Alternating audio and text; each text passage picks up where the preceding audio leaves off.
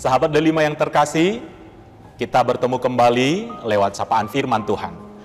Firman Tuhan yang menyapa kita hari ini tertulis di Markus pasal 3 ayat 35.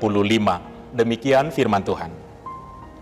Barang siapa melakukan kehendak Allah, dialah saudaraku laki-laki, dialah saudaraku perempuan, dialah ibuku. Demikian pembacaan firman Tuhan. Bapak, Ibu, saudara-saudara yang terkasih dalam nama Tuhan kita Yesus Kristus, kita tentunya bangga ketika kita mempunyai saudara atau famili yang punya jabatan, yang punya keahlian, atau yang punya pengaruh di tengah-tengah masyarakat. Oleh sebab itu, patutlah kita berbangga ketika kita memiliki saudara demikian. Di lain hal, tentunya kita akan berkecut hati atau kita sangat sedih ketika mendengar saudara kita dilecehkan, ketika kita mendengar saudara kita diburuk-burukkan. Hal itu membuat kita benci kepada siapa itu yang membuat saudara kita itu merasa dilecehkan. Demikian dengan yang terjadi kepada Ibu Yesus dan saudara-saudara Yesus. Ketika terjadi sesuatu, ketika dituduhkan sesuatu kepada Tuhan Yesus, yaitu ketika Yesus dituduhkan bahwa ia kerasukan roh jahat, maka reaksi dari saudara-saudara Tuhan Yesus untuk ingin bertemu dengan Tuhan Yesus, ingin memastikan bagaimana keberadaan Tuhan Yesus. Tetapi pada saat itu Yesus sedang mengajar kepada orang banyak.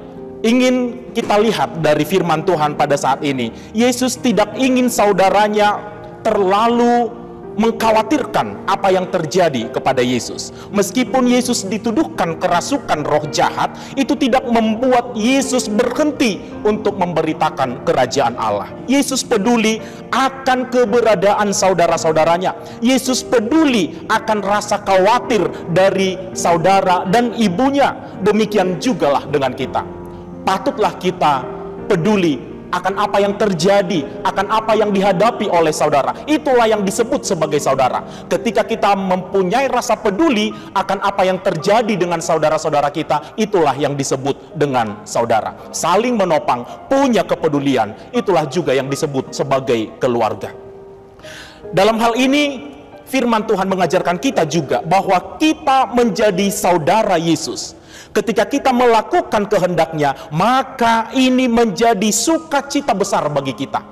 Mungkin banyak hal yang memisahkan kita, antara kita sebagai manusia berdosa dan Yesus sebagai anak Allah yang kudus. Tetapi firman Tuhan mengajarkan kita pada saat ini, kita menjadi saudara. Apa yang membuat kita menjadi saudara dengan Tuhan Yesus? Tidak lain adalah karena kita melakukan kehendak daripada Yesus. Kita tentunya bangga mempunyai sanak saudara yang berpengaruh, yang punya jabatan. Ketika kita bangga dengan hal itu, pastilah kita jauh lebih bangga lagi ketika kita bersaudara dengan Yesus yang punya segalanya, yang berkuasa atas segala sesuatunya. Maka kebahagiaan kita akan semakin sempurna ketika kita sadar betul bahwasanya kita bersaudara dengan Yesus. Apa yang mengikat persaudaraan kita dengan Yesus? Ikatan saudara dengan Yesus bukan ditentukan sudah seberapa lama kita menjadi Kristen, bukan diikat oleh apa yang menjadi jabatan kita di gereja, tetapi ikatan persaudaraan kita hanyalah ketika kita melakukan apa yang Tuhan Yesus inginkan dalam kehidupan kita. Maka itulah sapaan firman Tuhan kepada kita hari ini. Barang siapa melakukan kehendak Allah, dialah saudaraku laki-laki, dialah saudaraku perempuan, dialah ibuku. Maka saudara-saudara, untuk menjadi saudara Tuhan Yesus, untuk menjadi keluarga kerajaan Allah, marilah kita berperilaku, marilah kita berbuat sesuai dengan kehendak Allah. Kiranya Tuhan menguatkan kita, menopang kita untuk menjadi keluarga dan saudara di dalam kerajaan Allah. Amin.